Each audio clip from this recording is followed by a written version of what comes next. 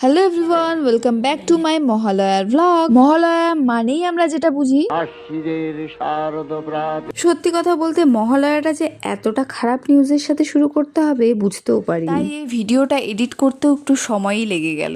আসলে এই মহালয়ায় যে এত খারাপ একটা নিউজ শুনতে হবে সত্যি কল্পনাও করতে পারিনি। মহান গায়ক জুবিন গার্গ আমাদের মাঝে নেই। সত্যি কথা বলতে এই কদিন এটা ভাবতে ভাবতেই শেষ হয়ে গেল। দুর্গাপূজার আগেই যে এমন একটা খবর, সত্যি সবার মন ভারাক্রান্ত হয়ে গেছে। চলে এসেছিলাম দীপাদের বাড়িতে, আর দীপা করে নিয়েছিল কাশ্মীরি আলুর দম, আর সাথে একটু আনন্দও করেছিলাম।